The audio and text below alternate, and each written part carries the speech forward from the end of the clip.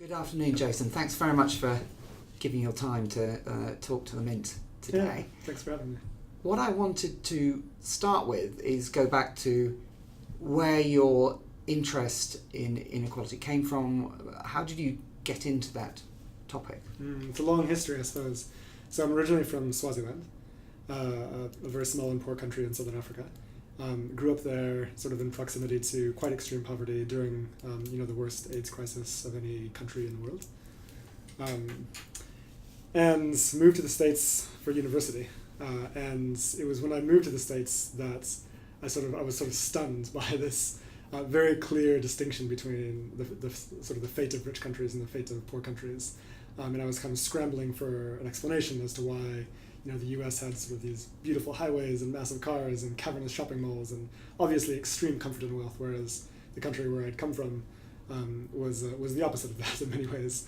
And I was beguiled by the story of development, which was peddled at the time on my campus by professors and by student groups and so on. The idea that with just a little bit of aid and the right policies, then rich countries can help, can sort of give of their surplus generously to the poor and help them up the development ladder. And one day we can sort of hopefully march together into a future of everyone being rich countries. Right. And I was really, at first beguiled by that story, this idea of kind of being part of a movement to save the global South from its wretchedness, right?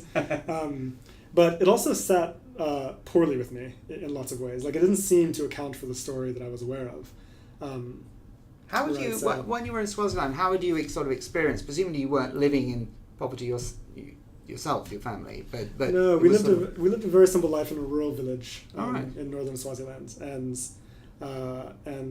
so I mean, by any North American standard or even British standard, it would be considered quite poor. Okay. The way they grew up, but we never wanted for anything. We had plenty of food. We had shelter. We could have moved, to any other country in the world and taken jobs elsewhere. It would have been fine. So we were not in any way destitute or poor. But we lived a life of quite of simplicity, just because that was the standard there, right? And you were there because your parents. My parents were medical practitioners; they're doctors. Okay. And so they were working with the Ministry of Health to put together kind of a rural clinic network that was there. So that's why we were there. So I mean, right? I sort of grew up in proximity to a very different kind of existence than what I became familiar with when I moved to the States.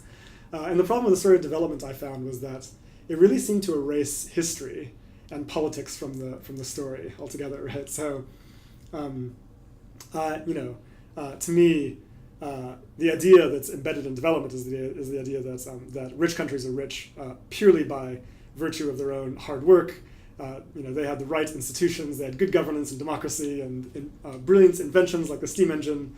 And the flying shuttle and so on to generate the industrial revolution, whereas poor countries had bad governance and corruption and maybe they were lazy, etc. I mean, that's the story really at the heart of the development narrative, and that just seems so wildly incorrect to me. I thought clearly, we know for a fact that there was 500 years of interaction during the colonial period between rich countries and poor countries. Why is that left out of the equation when it comes to deciding how poor countries became poor and what to do about that?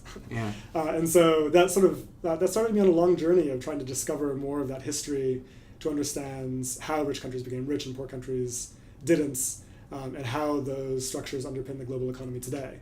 And the truth is that the story is quite different than the one we're told, quite dramatically different. And so that's really what sort of spurred my interest, I guess, in that work. And how does your take, for instance, compare to someone like Acemoglu and Robinson? And because they said it was all down to institutions, didn't they? But they ended up seeming to say that the American institutions were the sort of ideal that we should all aspire to. Yeah. I mean, it's correct. It's a correct analysis in some ways, but it just leaves too much out of the story, right? So, it cuts out the entire geopolitical reality of the past 500 years. So it had colonialisation in, didn't it? It blamed a lot of the African institutional dysfunction on Britain. So, right, yeah. To just give it sort of. No, of course, but the key piece that's missing there, right, is that how do you have the rise of the Industrial Revolution? It's not just the steam engine and good institutions and property rights and so on, which is really, this is the core piece of the narrative that they promote. But they had rebellion, didn't they? They had independent people. They had a sort of law being able to be independent. They had a slight political narrative, didn't they? Sure, but what I'm trying to say is that what gets eluded from this story is the fact that you don't have the Industrial Revolution without a long history of violent dispossession that underpins it, right? So you have the enclosure movement in Britain, which produces an immiserated population that you can then use in your factories as cheap labor. It produces a population that can be used as sort of vessels of mass consumption because they don't have access to the resources they need to make their own products anymore, which they were doing before in villages and on farms. So there's that, right? But then you also have the Atlantic slave trade, the importance of sugar and cotton as key features of the global economy that were essential to industrialization in the West. You have unequal treaties imposed on countries like India and China after the Opium Wars. So for me, I pay more attention to people like Pomerantz, to Sven Beckert's Empire of Cotton. Pomerantz's book is A Great Divergence, and other scholars who insist on bringing this more violent history into our understanding of the origins of capitalism and industrialization. And they're very clear that you don't have an industrial revolution in Europe on anything like the scale that we saw without this kind of extraneous, this violence extraneous to the system. We have to bring that back into our discussion of how rich countries became rich. So that's, I guess, key for the way I think it's important to see it. So when we visit a National Trust house, we should probably see up in lights all the slavery that actually underpinned the building. However you want to do it, we could start with having a memorial to the 15 million bodies that were transferred across the Atlantic during the slave trade, which, as far as I'm aware, doesn't exist in this country, right? You can go to the major slave ports and find very little mention, actually, of their role in the Atlantic slave trade. And then you have people like Boris Johnson, David Cameron, other key figures like this, who literally say, publicly, we should not really apologize for colonialism because ultimately colonialism, in terms of the benefit to the South, was kind of a net gain for them, right? They got railroads and they got electricity poles and so on. Let's look at India, for example. The dispossession that occurred in the Indian agricultural system was so violent that in one single 25-year period at the end of the 19th century, you have 13 million Indians dying needlessly of famine. Okay, 13 million. That's many times more than died under the Holocaust, and yet the vast majority of people here in this country have no idea that happens. So this is the kind of thing we have to bring back into the story. How can you say that somehow 30 million corpses piled up is worth it because of railroads? It's clearly a racist metric, and so this just gives us a sense for how the violence of the story is really not told. Instead, we get a kind of rosy version of railroads and electricity poles. And what about the violence of the countries before colonialism? Because, as far as I understand, someone like India, it was a highly sort of feudal type system with landlords that had a lot of power over labourers and so on. Does that get into the equation as well, or how do you see that? Oh, sure. Then there was violence here in England, right before the enclosure movement. There was a feudal system. Yeah. And so no one is saying that prior to these moments of primitive accumulation, which is Marx's term for this original dispossession, right? So for Marx, capitalism is only possible because of some original moments of accumulation that allows capital to reproduce, right? Okay. And so you have to effectively take that from somewhere in the initial condition. For Marx, he wanted to point to the enclosure movements in England as that moment of primitive accumulation, original accumulation. And so this is not to say that the feudal system was glorious, far from it. But that doesn't by any means justify the violence that came afterwards, during the moment of enclosure. So so I don't see, I don't really see that as a useful counterpoint, I suppose. And sort of coming to the present day then, this forgotten or lost history, I think what you're saying, that we sort of ignore, we tell ourselves nice stories how do you think that plays out in terms of affecting how the world works at the moment? Yeah.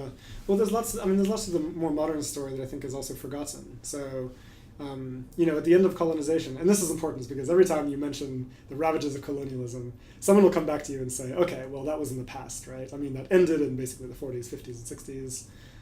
And here we are half a century or more later. You can't really blame sort of persistent poverty in the South on colonialism so long ago, right? And of course, I mean, there's arguments we can make about how those original structures maybe persist and so on, but the important thing here is to recognize that there in fact was a period in the aftermath of colonization, during the decolonial moments, the post-colonial moments, where there was a kind of economic miracle that took place in the South, right?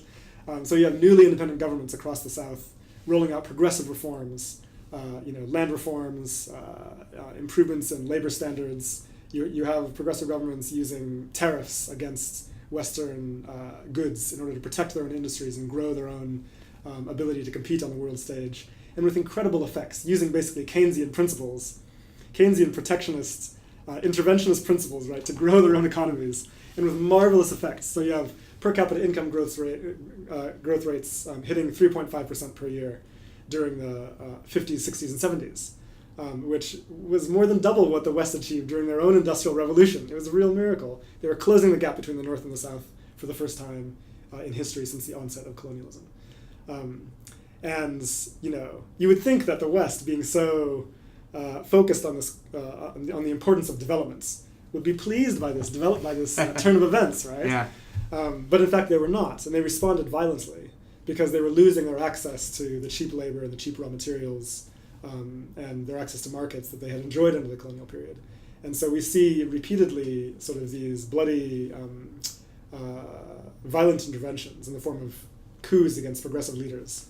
So we see Kwame Nkrumah deposed, we see Salvador Allende of Chile deposed, we see Patrice Lumumba, the first democratically elected president of the Congo, deposed, et cetera, et cetera, et cetera, in dozens of cases. And in each one of them, they were replaced by often Western-backed dictators who were friendly to the interests of Western companies, rolled back reforms on, say, the nationalization of oil reserves or land reforms that had hurt Western companies.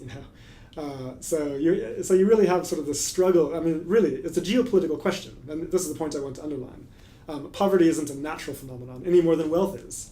There's a kind of global class divide, and there's been a struggle between these two sectors of the world. And so, but even despite these setbacks that the South suffered during these coups, they were still rising. They formed the non-aligned movements, which became the G77. They argued for their own economic sovereignty in the halls of the UN General Assembly. And so of they course, got UNCTAD. When did they get to UNCTAD? I'm not sure when UNCTAD was formed. That's a good question. But they passed the new International Economic Order in 1973. Which is a document that basically outlines their principles for a fair global economy that would importantly allow them to have control over their own economic policy decisions without fear of intervention by Western coups, okay? And so they were still, succeeding in sort of establishing themselves on the world stage until the moments of structural adjustments in the 1980s, when you have the third world debt crisis. Western banks are massively overexposed to global South debt as a result of Paul Volcker dramatically increasing interest rates in the U.S. These loans are denominated in U.S. dollars. Global South countries slide to the brink of defaults, right? And then suddenly they're saying, look, we're not going to pay back our loans to Wall Street banks. Wall Street banks are saying, if you don't, we'll go into collapse. The U.S. government steps in with the IMF, rolls over the loans in return for structural adjustment programs adopted across the South. Okay. So what's really interesting, just sort of to reflect on the fact, obviously if we look in the northern countries, the sort of great period of prosperity also was up to the 70s, and then it all changed, and the takeover, I suppose, of neoliberal ideas. And the Volcker sort of hike in interest rates, were the South a sort of collateral damage, do you think? Yeah. Or was it part of the plan? Because that hike in interest rates was about a new American, UK sort of neoliberal, Thatcher, Reagan sort of policy, wasn't it? Aimed at developed countries. Do you think it was also in their minds was to If I could ask Volcker one question, that would be it. And I hope that I get the chance to do so before he passes away. So we have no idea. Yeah. Of course, you're right that the Volcker Shock was focused at domestic reform. Yeah. This was a period of stagflation, right, in the U.S. and Western Europe, which means low growth, but at the same time high levels of inflation. Volcker did effectively cure that by raising interest rates, right? But a great loss to the economies. At a great loss to, America. Specifically to workers. Yeah. Because this basically, it basically crushed the backs of the unions. Yeah. Union ranks were effectively destroyed. Wages end up stagnating after this, but it revives basically the process of elite accumulation and growth and so on in Western countries. But the South was collateral damage. Whether that was intentional or not, we don't know.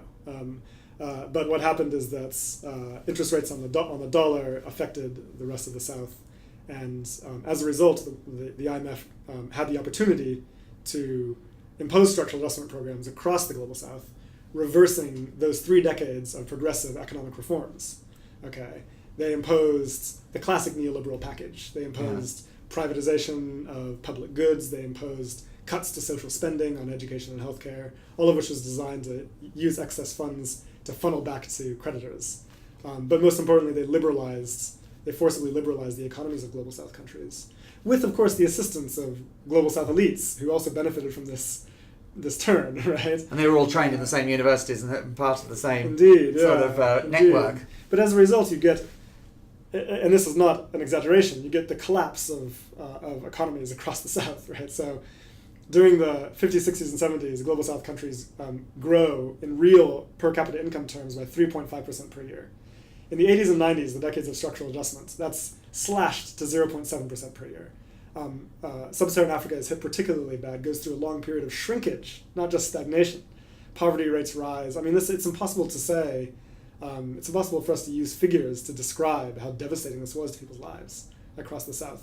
Massive riots, called IMF riots, erupted in Latin America, across Sub-Saharan Africa, and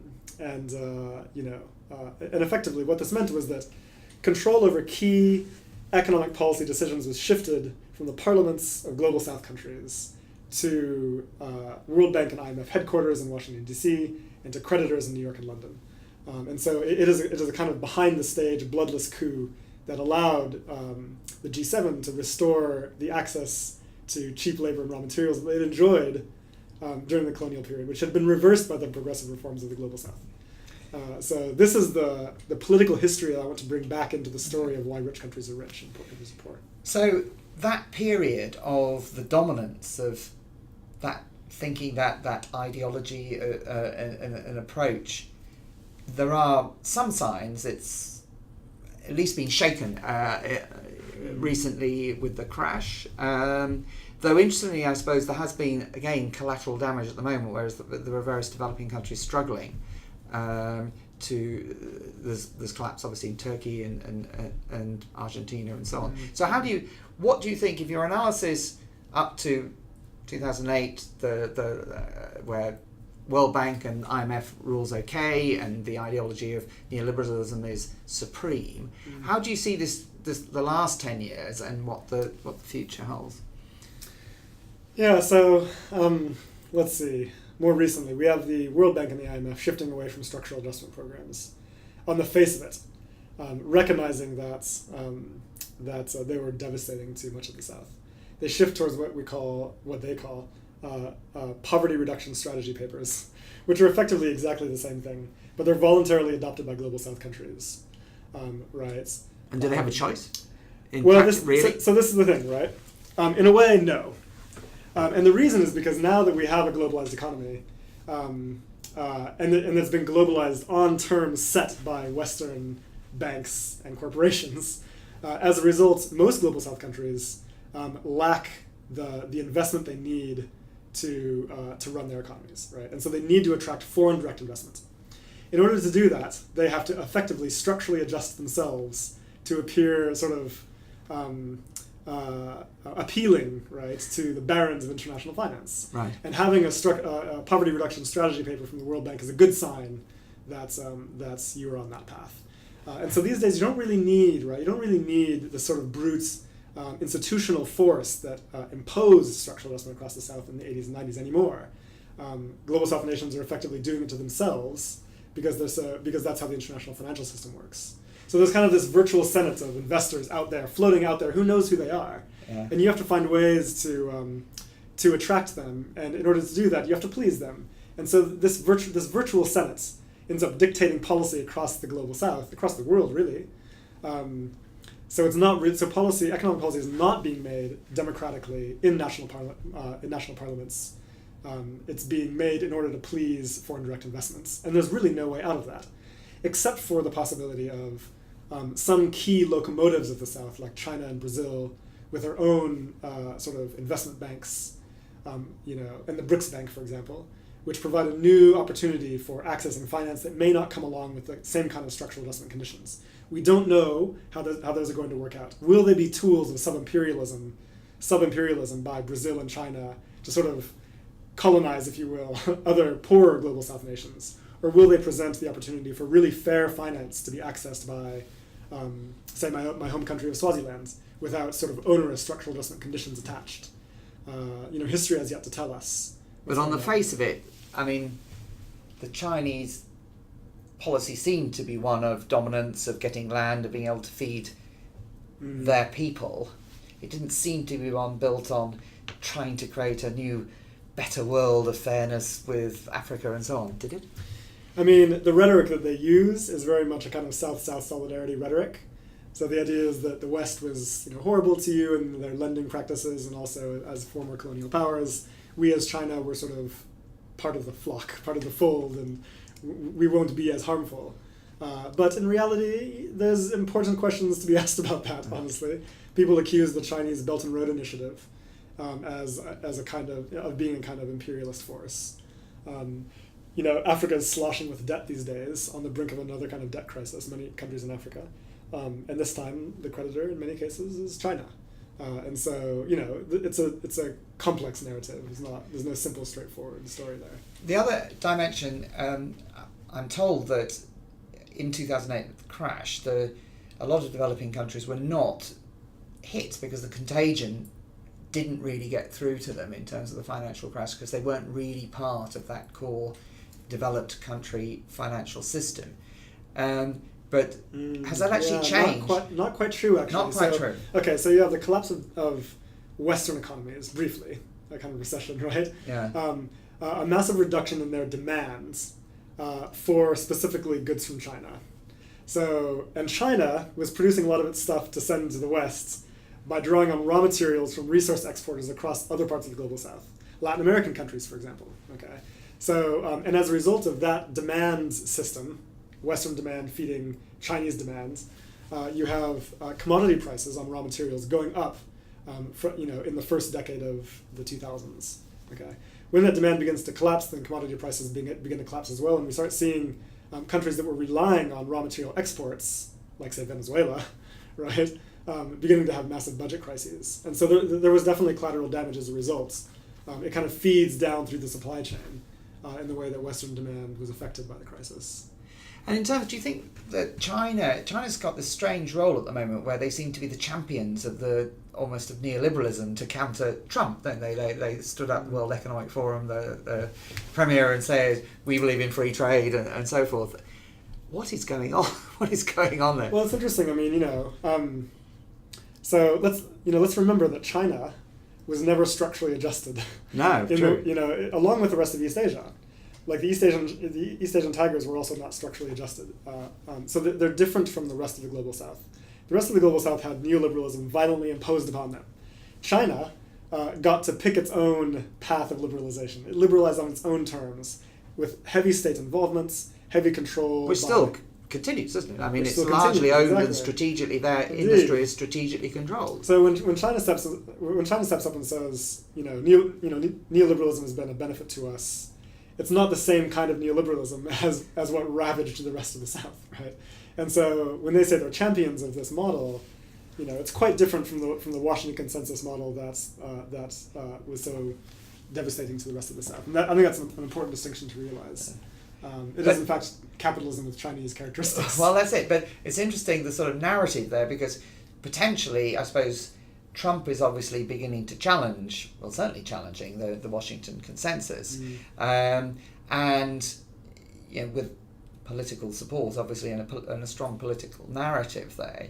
And that potentially was weakening, I suppose you could say, that sort of Washington consensus, which is also obviously being weakened politically with the loss of Clinton and so forth, and the sweeping away of a lot of the old political elites. And then to the rescue comes China almost. Or is that, do you think they just didn't want anyone else to take over, they thought this was their chance and this was a good narrative way in? Yeah, it's a good question. I'm not entirely sure, but let's address this question of Trump, though. Because, Trump stands against NAFTA, for example. What's his narrative on NAFTA? It's been bad for America, right? For anyone who actually has studied the history of NAFTA and other free trade agreements, it's patently not true. Yeah. Like, it's very clear that NAFTA, clearly was bad for many American workers. There's no question about that. But in terms of geopolitical interest in the global economy, NAFTA has been a major benefit to multinational companies, and particularly Western ones, right? So, and this appears to be something that Trump doesn't fully understand, that American hegemony has depended on these free trade agreements, which allow their corporations easy access to raw materials and labor in the rest of the world. And most importantly, actually, have these really insidious clauses on investor-state dispute settlements. Oh, yes. Which basically allow corporate investors to sue the governments of host nations for regulations that might improve labor standards or environmental outcomes, but reduce corporate profits, right? And so really, this is all part of a kind of broader coup against sovereign democratic control over economic policy. Free trade agreements like NAFTA are an essential piece of that patchwork. And so for Trump to come out against them is geopolitically a very strange move. But he seems to almost want his cake and eat it, doesn't he? In that he plays into the narratives of his sort of core base, telling them things that they want to hear, and then he has advisors from Goldman Sachs and so on. Then he negotiates things that probably work for Wall Street and so forth, while telling the story. I mean, like the huge tax break, a tax cut on corporation tax was all told around a narrative of being good for workers, and he sold it. Yeah, indeed. Yeah, and this is the thing, right? Is that it's so bizarre to hear these words from like a far right wing politician, because the critique of NAFTA and free trade has almost always come from the left. Yeah. And yet the Democratic Party was too afraid to take it up because they're so devoted to neoliberalism, right? And so there was a vacuum. The left had not staked out a position on free trade. It was really only in civil society that this critique was being made. But now the position against free trade is being colonized, is being controlled by a far right contingent.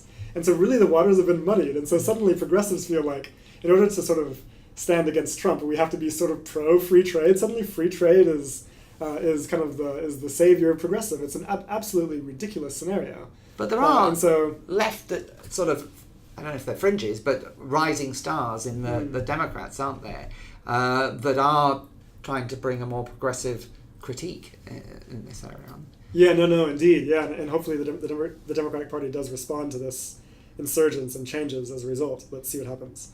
But I think it's important that instead of worrying about sounding like we're a Trumpist or a right-winger, that we establish, a values-based progressive critique of free trade and NAFTA as a counterpoint to the Trump position, and call for a world that is organized according to fair trade principles. Right. Well, because it's one thing having a critique, but then say, for instance, the Democrats are suddenly in control, or a Labour Party here, presumably we need a much more fleshed out idea of what these fair trade principles are. Indeed, yeah.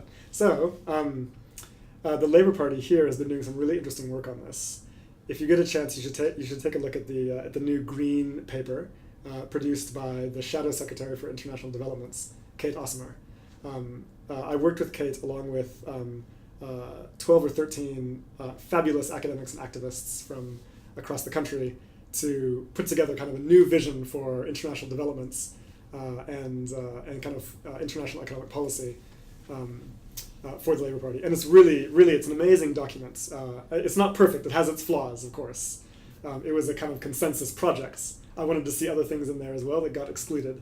And so please don't identify it too closely with me. But okay. I do see it as a real step change in the way that we're talking about international developments and the reasons for poverty and underdevelopment and so on. So, but what about sort of an example? I mean, we always look for this, a specific or an illustration. So, what's going to be radically different? Okay, so look, the international economic system is governed in large part by three institutions: the World Bank, the IMF, and the World Trade Organization. Okay, each of these are profoundly anti-democratic. Okay, the World Bank and the IMF are controlled by a U.S. veto, and a small handful of rich nations have almost half of the vote. Okay, in these two major institutions that determine macroeconomic policy around the world.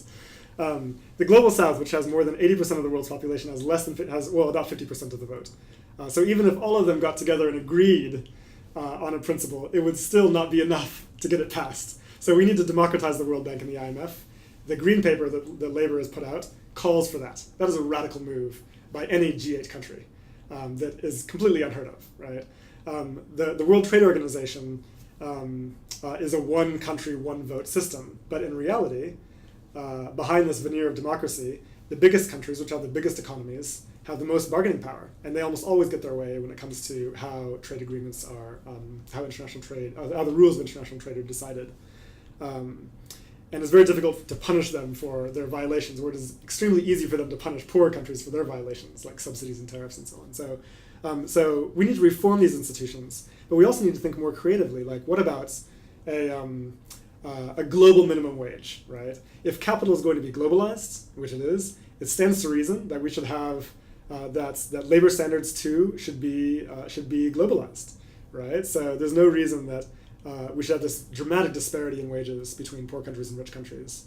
A global minimum wage could be implemented quite easily by the International Labour Organization. They've indicated their willingness to do this. It would be a wage that fluctuates with each country's median income, so like 50% of the median, for example. So it would not disrupt comparative advantage around the world. This is the kind of thing we have to be shifting towards. It's completely hypocritical to say that we want to have global trade, but not global labor standards. So, are you feeling more positive in the current, or more frightened? Where is the glass half full, half empty? I think that there's encouraging signs. I feel like this narrative of the benevolence of rich countries is slowly changing a little bit. I feel like people who work in the development sector are hungry for a different kind of narrative. For example, take this. We have this narrative that rich countries give huge amounts of aid to poor countries each year, which they do, $130 billion each year. But that amount of money is vastly outstripped by resources and finances that flow the other direction. Illicit financial flows in and of themselves outstrip the aid budget by a factor of 10, right?